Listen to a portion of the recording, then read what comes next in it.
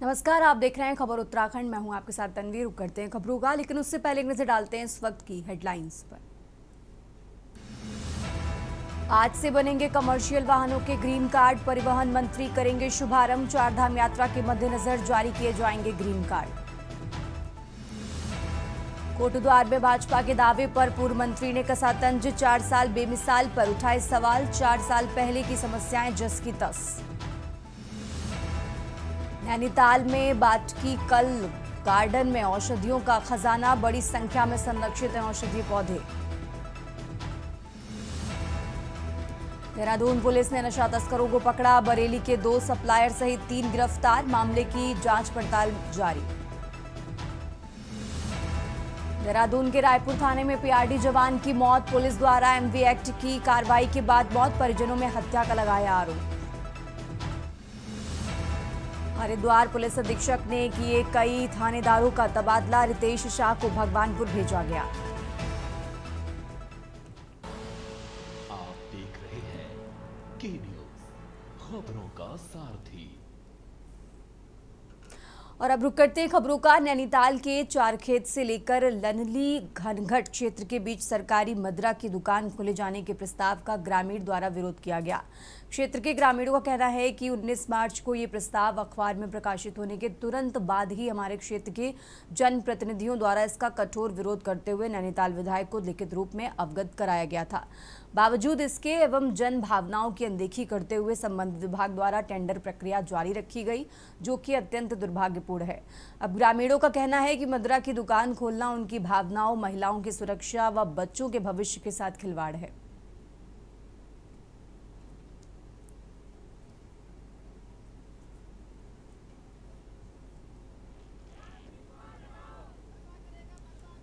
अपने न्यायपेचा खुरपाताल की ओर से जिलाधिकारी महोदय को एक संदेश देना चाहती हूँ। कल हम आपके यहाँ एक ज्ञापन देने आ रहे हैं, जिसमें हमारे सारे जनप्रतिनिधि और हमारे समस्त क्षेत्र की जनता और महिलाएं, पुरुष, भाई बहन सभी आ रहे हैं। और हम चाहते हैं कि हमने इससे पहले भी यहाँ पे ज्ञापन दिया, जिस पर अभी तक कोई कार्रवाई हमें सुनने में नहीं आई। और अगर उसमें कल तक हम जब कल डीएम सर के यहाँ जाएंगे, इसमें कोई अमल नहीं हुआ तो हम उग्र आंदोलन की। और आगे बढ़ते हैं खबरों में। उत्तराखंड की राजनीति में मचे घमासान के बीच भाजपा नेता आशीष गुप्ता ने विपक्षी दल कांग्रेस पर तीखा हमला बोला है। उन्होंने स्पष्ट शब्दों में कहा कि प्रदेश में कांग्रेस का वजूद अब पूरी तरह समाप्त हो चुका है। वो अब नेतृत्व विहीन होकर अपनी अंतिम लड़ाई लड़ रही है। गुप्ता ने मुख्यमंत्री पुष्कर सिंह धामी के कुशल नेतृत्व की सराहना करते हुए दावा किया कि आज पूरा उत्तराखंड एक स्वर में भारतीय जनता पार्टी के विकास कार्यों पर मुहर लगा रहा है।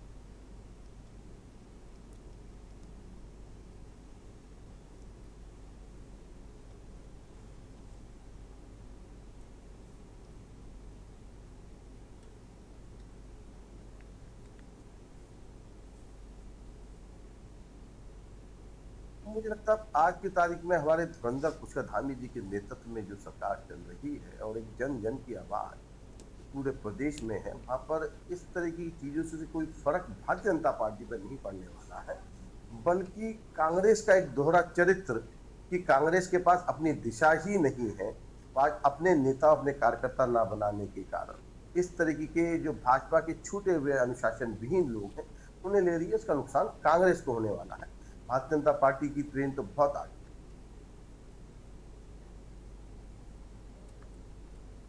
और आगे बढ़ते खबरों में। देहरादून हवाई अड्डे पर सुविधाओं का विस्तार करते हुए केंद्रीय उड्डयन मंत्री राममोहन नायडू ने यात्रियों को बड़ी सौगात से नवाजते हुए कई सुविधाओं का उद्घाटन किया। इन सुविधाओं से हवाई यात्रियों का सफर और भी स्मार्ट और सुविधाजनक होगा। देहरादून स्थित जॉली ग्रांट एयरपोर्ट पर यात्रियों के लिए आधुनिक सुविधाओं की शुरुआत हो गई है। भारतीय विमानपत्तन प्राधिकरण द्वारा एयरपोर्ट को हाईटेक बनाने की दिशा में ये बड़ा कदम माना जा रहा है।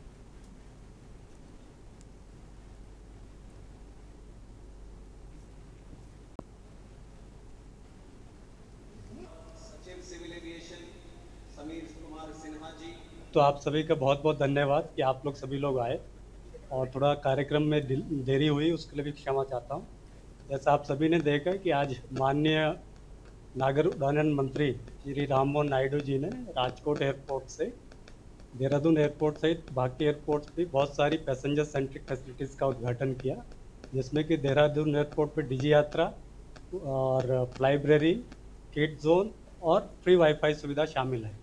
तो डीजी यात्रा जैसा आप जानते हैं कि एक पैसेंजर सेंट्रिक फैसिलिटी है, जिसमें कि यात्रियों को चेक इन, सिक्योरिटी चेक से लेके आपका डिपार्चर एंट्री से लेके सिक्योरिटी चेक से लेके बोर्डिंग गेट तक एक सीमलेस सुविधा प्रदान करती है। बढ़िया अनुभव रहा, बहुत स्मूथ था। पहले थोड़ी लाइन लगती थी, थोड़ा समय लगता था हमें अंदर आने में, क्योंकि सब मैन्युअली चेक करते थे। अब डीजी यात्रा के ज़रिए सब कुछ ऑटोमेटेड था, तो हम मिनटों में हम एयरपोर्ट के अंदर पहुंच पाए और हम बहुत आभारी हैं इस इनिशिएटिव के। हमने बाकी शहरों में भी ये देखा है और अभी देहरादून में आ चुका है, तो ये बहुत ही अच्छी बात, और बस आशा रहेगी कि अब इसी तरीके से आगे भी ये ऐसी चीज़ें होती रहे, और बहुत आभारी हैं डीजी यात्रा के। और अब खबर देहरादून से है, जहां पीआरडी जवान की पुलिस हिरासत में मौत के मामले में परिजनों ने रायपुर थाना पुलिस पर हत्या का आरोप लगाया है। पुलिस के मुताबिक शनिवार शाम लाडपुर स्थित एक पेट्रोल पंप पर शराब के नशे में धुत पीआरडी जवान द्वारा हंगामा करने का मामला सामने आया था। पुलिस ने पीआरडी जवान आरोपी सुनील रतूड़ी को वाहन सहित हिरासत में लेकर थाने लाकर एमवी एक्ट की धाराओं में कार्रवाई करते हुए हवालात में बंद किया था। कुछ देर बाद पीआरडी जवान के बेहोश मिलने पर पुलिस ने उसे तुरंत कोरोनेशन अस्पताल पहुंचाया, जहां डॉक्टरों ने पीआरडी जवान सुनील रतूड़ी को मृत घोषित कर दिया।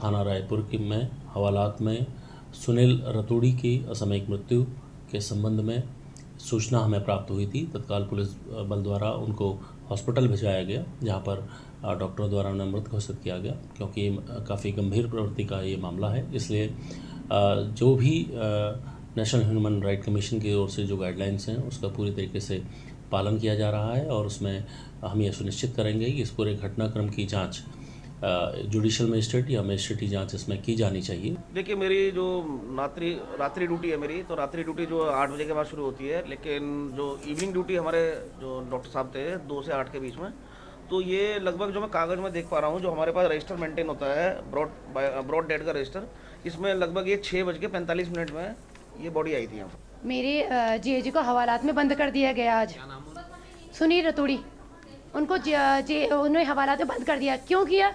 कि उन्होंने ड्रिंक करी हुई थी, इसलिए उन्हें बंद कर दिया गया हवालात में सीधे, जबकि वो पीआरडी के आदमी हैं। उन्हें बंद कर दिया गया और बताया भी, उनकी वाइफ को फ़ोन भी नहीं किया गया कि वो हवालात में बंद है।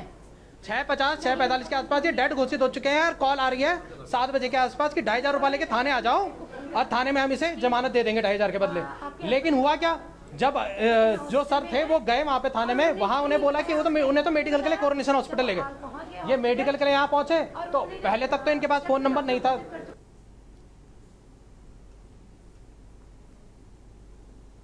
और अब रुक करते हैं अगली खबर का। उधम सिंह नगर जिले के नानकमत्ता क्षेत्र से एक खबर सामने आई है, जहां पुलिस दबिश के दौरान एक बुजुर्ग महिला की संदिग्ध परिस्थितियों में मौत हो गई।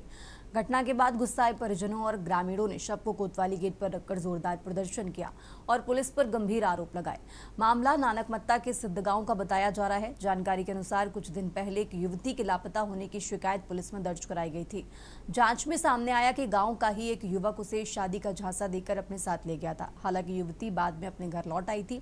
इसी मामले में फरार चल रहे आरोपी की तलाश में 28 तारीख को नानकमत्ता पुलिस उसके घर दबिश देने पहुंची थी। परिजनों का आरोप है कि पूछताछ के दौरान पुलिसकर्मियों ने घर के अंदर धक्का मुक्की की, जिसमें आरोपी की बुजुर्ग दादी गिर गई और उनके सिर में गंभीर चोट लगने से मौके पर ही उनकी मौत हो गई।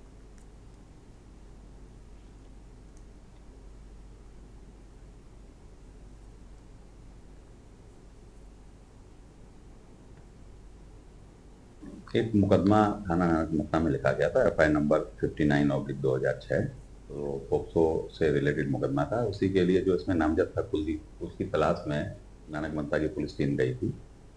तो वहाँ इनका चूँकि निकनेम बंटी है, तो इन्होंने वहाँ पूछा, तो इन्होंने बताया कि यहाँ 2-3 जो वहाँ एक लेडी मिली थी, 2-3 बंटी रहते हैं। तो पहले दूसरे के घर गए, उसने कहा ये नहीं दूसरा घर है। जब ये इनके घर गए तो वहाँ हमारी पुलिस जो टीम गई थी, उनका कहना यह है कि 2-3 बच्चियाँ वहाँ खेल रही थी।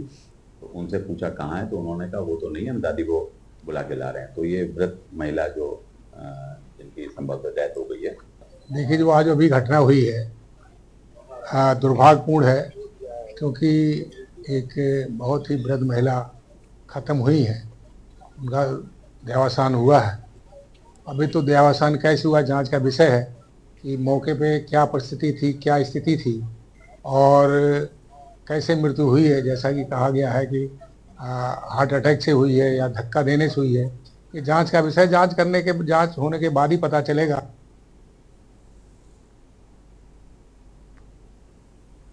और अब खबर कोटद्वार से है, जहां भाजपा द्वारा प्रदेश सरकार का 4 साल का कार्यकाल के पूरा होने पर बनाए जा रहे 4 साल बेमिसाल कार्यक्रम आयोजित किए जाने पर पूर्व कैबिनेट मंत्री व वरिष्ठ कांग्रेसी नेता सुरेंद्र सिंह नेगी ने तंज कसा है। उन्होंने कहा कि 4 साल पहले जो समस्याएं थी वो आज भी जस की तस बनी हुई हैं। इसके बावजूद भाजपा द्वारा 4 साल बेमिसाल का राग अलापना गले नहीं उतर रहा है।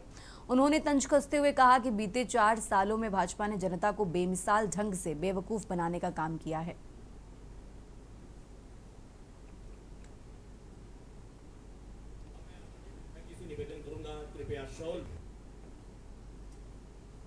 तो मैं समझता हूँ 4 साल पहले जो समस्याएं उग्र थी, जो थी, वो आज भी व्याप्त हैं।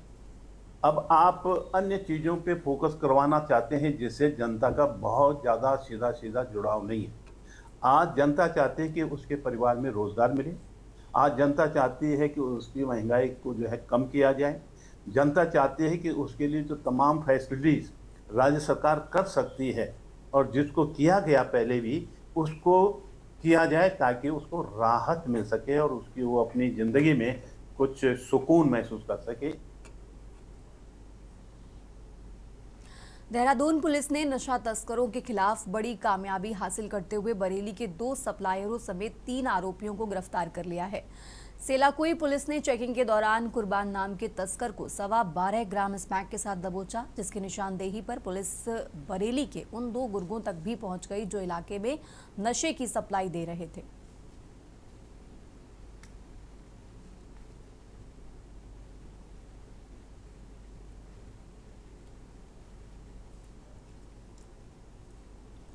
और अब खबर नैनीताल से है, जहां से करीब 7 किलोमीटर की दूर स्थित बॉटनिकल गार्डन में मौजूद कई औषधीय पौधे अपने औषधीय गुणों से विभिन्न बीमारियों को ठीक करने की क्षमता रखते हैं। यहां उपलब्ध काला जीरा, सांप का भुट्टा, लेमन ग्रास व चिम्बुल सहित कई पौधे बड़ी मात्रा में दिखाई देते हैं। इसी तरह यहां मौजूद चिरायता, रिद्दी व कैरू पौधे भी प्रचुरता से औषधि तत्व रखते हैं। इनमें से कई पौधों की विभिन्न तरह की बुखार को नियंत्रित करने वाला माना जाता है।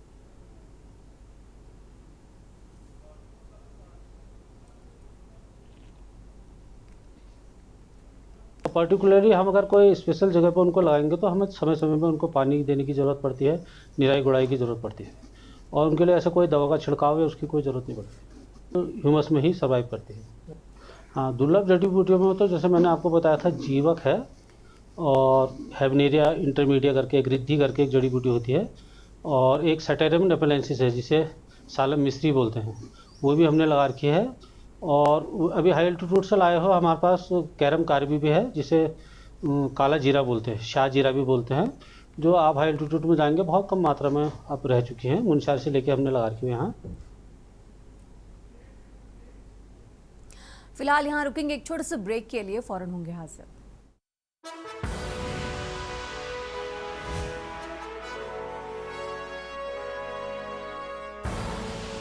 आप देख रहे हैं के न्यूज़, खबरों का सारथी।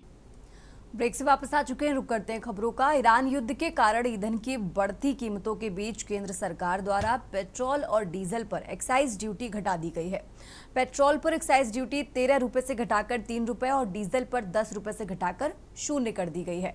अब पेट्रोल पर एक्साइज ड्यूटी 3 रुपए प्रति लीटर और डीजल पर 0 हो गई है। इससे फिलहाल पेट्रोल डीजल के दाम नहीं बढ़ेंगे।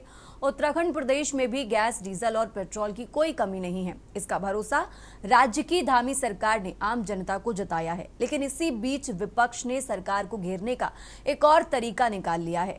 बढ़ती महंगाई पर धामी सरकार को घेरते हुए कांग्रेस पार्टी के वरिष्ठ नेता हरीश रावत का आरोप है कि फिलहाल बिजली और पानी की दरें इस सीजन में बढ़ी नहीं है, लेकिन आम उपभोक्ता इससे पहले से ही इस समस्या से झुलस रहे हैं। हरीश रावत का मानना है कि महंगाई के आगोश में प्रत्येक परिवार परिवार बुरी तरह से त्रस्त है। वर्तमान में आम जनमानस पर महंगाई के बोझ को कम करने के लिए कोई रास्ता निकल सके, उसके लिए हरीश रावत द्वारा मां जगदम्बा से प्रार्थना भी की गई है। वहीं हरीश रावत ने जाहिर भी किया है कि आगामी 15 दिन तक वो किसी भी प्रकार के राजनीतिक कार्यक्रमों में हिस्सा नहीं लेंगे। इस संदर्भ में उनकी प्रेस वार्ता भी शामिल है। उन्होंने आने वाले 15 दिनों तक सभी राजनीतिक कार्यक्रमों से विरक्त रहने का ऐलान किया है। ये रिपोर्ट देखिए। एशिया में जारी युद्ध और तनावपूर्ण हालातों के बीच भारत की ऊर्जा सुरक्षा को सुरक्षित करने के लिए हर आम नागरिक के साथ सभी राज्य इस तनाव को दूर करने में जुट गए हैं। पेट्रोल पर एक्साइज ड्यूटी 13 रुपए से घटाकर 3 रुपए और डीजल पर 10 रुपए से घटाकर 0 रुपए कर दी गई है। अब पेट्रोल पर एक्साइज ड्यूटी 3 रुपए प्रति लीटर और डीजल पर 0 रुपए है। इससे फिलहाल पेट्रोल डीजल के दाम नहीं बढ़ेंगे। उत्तराखंड प्रदेश में गैस, डीजल और पेट्रोल की कोई कमी नहीं है, इसका भरोसा राज्य की धामी सरकार ने आम जनता को जताया है। इसी बीच विपक्ष ने सरकार को घेरने का एक और तरीका निकाला। कांग्रेस पार्टी के वरिष्ठ नेता हरीश रावत ने कहा कि फिलहाल बिजली और पानी की दरें इस सीजन में बढ़ी नहीं है, लेकिन आम उपभोक्ता इससे पहले से ही समस्या से जुलस रहे हैं। हरीश रावत ने कहा कि महंगाई के आगोश में प्रत्येक परिवार बुरी तरीके से त्रस्त है। उन्होंने मां जगदम्बा से प्रार्थना करते हुए कहा कि ऐसा रास्ता निकाला जाए जिससे महंगाई पर रोक लग सके, अन्यथा आगामी 15 दिन तक वह किसी भी राजनीतिक कार्यक्रम में हिस्सा नहीं लेंगे। इस संदर्भ में उनकी प्रेस वार्ता भी सम्मिलित है। साथ ही आने वाले 15 दिनों तक सभी राजनीतिक कार्यक्रमों से विरक्त रहने का ऐलान किया है। माँ की नवरात्रि के अवसर पर मेरा ये सांकेतिक मौन व्रत उन लाखों उपभोक्ता भाई बहनों को समर्पित है जो बिजली और पानी की बढ़ने वाली दरों से अभी से झुलसने लग गए हैं। दरें बढ़ी भी नहीं हैं, लेकिन वो पहले से ही झुलस रहे हैं। महंगाई के आगोश में हर घर बुरी तरीके से त्रस्त है। मैं माँ जगदम्बा से प्रार्थना कर रहा हूँ, माँ कुछ ऐसा रास्ता निकालो कि लोगों का बोझ कुछ कम हो, उनके कष्ट कुछ कम हो। और ये संयोग है कि आज ये उपवास कि मैं अगले 15 दिन तक कोई राजनीतिक कार्यक्रम नहीं करूँगा। देखिए, हरीश रावत जी पहली बार तो मौन धारण कर नहीं रहे। उनका मौन धारण कांग्रेस के अंदर उनकी जो एक प्रकार से जो उनको कांग्रेस में नज़रअंदाज किया जा रहा है, उसके लिए वो मौन धारण करते हैं। उनका इस मौन से बीजेपी को कोई आपत्ति नहीं है और रोज़ मौन रखें, जितना मौन रखेंगे उतना अच्छा रहेगा। और जहाँ तक खाड़ी युद्ध की जो आज स्थिति बनी हुई है, उसकी मैं कह सकता हूँ देश की जनता ने प्रधानमंत्री पे विश्वास व्यक्त किया हुआ है और देश की जनता जानती है कि प्रधानमंत्री जिस बात को बोलते हैं वो देश के हित में होता है। आज सब प्रकार की समस्याओं के समाधान के लिए सरकार प्रयासरत है। देखिए, हरीश रावत उत्तराखंड की राजनीति में, बल्कि भारत की राजनीति के सबसे पुराने नेताओं में और वो खांटी राजनीतिज्ञ हैं। वो जानते हैं कि राजनीति में प्रासंगिक बने रहने के लिए कैसे पेश आना है और मीडिया के सामने कैसे खुद को जीवित रखना है, एक्टिव रखना है। तो हम पिछले कुछ समय से देख रहे हैं कि उत्तराखंड की कांग्रेस में हरीश रावत की प्रासंगिकता धीरे धीरे घटती जा रही है। हमने कई बैठकों में भी देखा जिसमें हरीश सिंह रावत मौजूद थे, प्रीतम सिंह चौहान मौजूद थे, यशपाल आर्य मौजूद थे, प्रदेश अध्यक्ष मौजूद रहे, लेकिन हरीश रावत उसमें मौजूद नहीं रहे। हरीश रावत पूर्व प्रदेश अध्यक्ष भी रहे हैं, पूर्व मुख्यमंत्री हैं, पूर्व केंद्रीय कैबिनेट मंत्री भी रहे हैं। ठीक है, एक लंबा कार्यकाल है, लंबा राजनीति में उनका अनुभव है। तो ऐसे में एक बड़े नेता को कांग्रेस में धीरे धीरे दरकिनार किया जा रहा है और हरीश रावत की ये मजबूरी है कि उनको अगर जीवित रहना है तो विपक्ष के मुद्दों के सामने खुद को एक बड़े नेता के रूप में प्रस्तुत करते रहना होगा।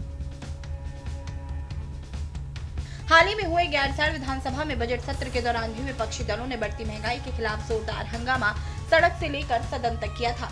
इस बीच अब हरीश रावत का ये नया ऐलान है कि वो मौन व्रत के साथ 15 दिनों तक बढ़ती बिजली पानी की कीमतों को कम करने के लिए जब तक सरकार निर्णय नहीं लेगी राजनीतिक हलचल से दूर रहेंगे।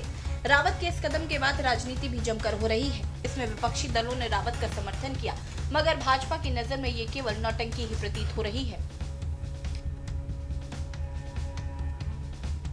उत्तराखंड क्रांति दल का हमेशा ये प्रयास रहा है कि उत्तराखंड के लोगों को रोजगार मिले, और जो वर्तमान जो सरकार है, इस सरकार ने तो रोजगार के सारे अवसर छीन लिए हैं। अब जहां पेट्रोल और डीजल के दाम रोकने की वो बात करती है, वहीं दूसरे तरफ 1 अप्रैल से पानी और बिजली के बिलों को बढ़ा दिया है। तो कहीं ना कहीं जनता के जेब पे डाका डालने का काम सरकार कर रही है, और इसके लिए जनता को अब समझना होगा कि जो वार हमारे देश में सीधा अफेक्टेड है भी नहीं, उससे अगर हम इतने परेशान हो सकते हैं, तो जब हमारा अपने देश पर कोई ऐसी आपत्ति आएगी तो हमारा लोकल फॉर वोकल या हमारा जो अपने आप में हमारे आत्मनिर्भरता कहाँ जाएगी, ये इससे वर्तमान जो हालत है उससे स्पष्ट हो गया है। जिस तरह से सरकार भ्रमित करना चाहती है लोगों को, वो बेहद ही निंदनीय है। हर चीज के लिए कह देंगे सब कुछ चंगासी सब मौजूद है, लेकिन सच्चाई तो ये है कि पेट्रोल डीजल के दाम बढ़ गए।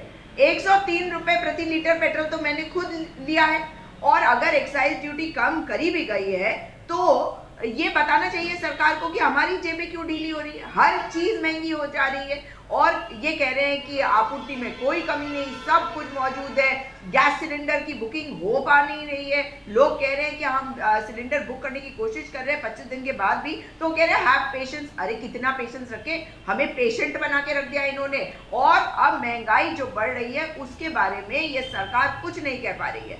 बिजली की दरें और पानी की ये बढ़ाने का प्लान जो भाजपा की सरकार का है, उसके ऊपर ये कुछ नहीं बोल रहे हैं, क्योंकि इतना कुछ हम झेल रहे हैं। और उसके बाद अगर बिजली पानी ये भी महंगा हो जाएगा तो जनता आखिर जाएगी तो जाएगी कहाँ? आए तो कहकर कि हर चीज के दाम कम हो जाएंगे, और हर चीज का दाम बढ़ाने का काम ये सरकार कर रही है। उत्तराखंड कांग्रेस में इतने गुट प्रभावी हो गए हैं और इतनी लेग पुलिंग प्रभावी है कि हरीश रावत जी को बार बार मौन धारण करना पड़ता है।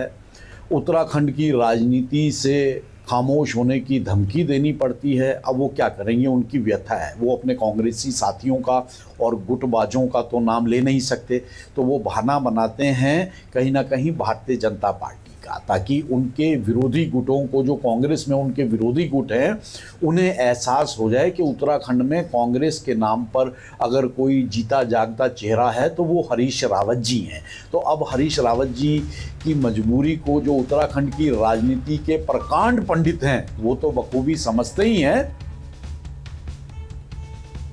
आपको बता दें कि ये कोई पहला मामला नहीं है कि रावत मौन रख रहे हैं। बीते महीने पूर्व सीएम हरीश रावत ने बिंदुखत्ता, बापूग्राम, पुछड़ी, बागज्वाला, गुलरानी, टोंगिया समेत इंदिरा ग्रामों, गांधी ग्रामों और हरि ग्रामों को राजस्व गांव का दर्जा दिए जाने की मांग को लेकर महात्मा गांधी की मूर्ति के सामने 1 घंटे का मौन रखा था।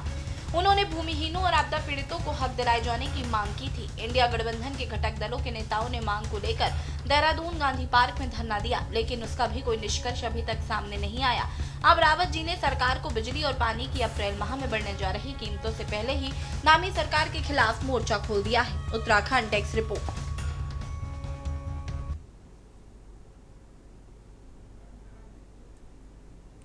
उत्तराखंड की खबरों में फिलहाल इतना ही। आप देखते रहिए के न्यूज़ इंडिया।